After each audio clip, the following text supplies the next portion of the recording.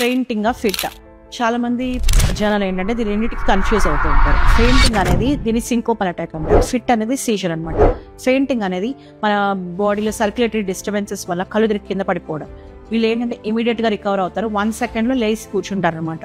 వాళ్ళ తర్వాత ఏ confusion state కానీ ఏమీ ఉండవు. జనరల్ గా ఏంటంటే లాంగ్ స్టాండింగ్ అని నించున్న వాళ్ళు కానీ, బాగా డిహైడ్రేట్ అయిన వాళ్ళు కానీ, బీపీ డౌన్ అవడం, అదే కార్డియాక్ ఇష్యూస్ కానీ ఏదైనా ఉన్నప్పుడు వచ్చేది సింకోపల్ అటాక్స్.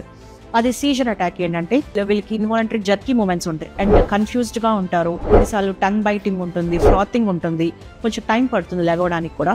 ఇది బ్రెయిన్ లో ఉన్న అబ్నార్మల్ యాక్టివిటీ రన్ అవడం వల్ల వస్తుంది. దీన్ని సీజర్ అటాక్ అంటారు. నాట్ ఆల్ కొలాప్సిస్ అనేవి ఫిట్ కాదు. సో సింకోప్ అయినా ఉండొచ్చు, సీజర్ అయినా ఉండొచ్చు. సో ప్రాపర్ ఎవాల్యుయేషన్ అనేది చాలా ఇంపార్టెంట్. సింకోపల్కి మెయిన్గా ఎస్పెషల్లీ మన హార్ట్ రిథమ్స్ ఎలా ఉన్నాయి, కార్డియాక్ ఎవాల్యుయేషన్ అనేది చాలా ఇంపార్టెంట్. అదే సీజర్ అటాక్కి మన బ్రెయిన్ న్యూరలాజికల్ ఎవాల్యుయేషన్ అనేది చాలా ఇంపార్టెంట్. సో బోత్ ఆ రెండు డిఫరెన్స్ ఏంటో తెలుసుకుందాం. ఇలాంటి కనుక ఉంటాయంటే మీరు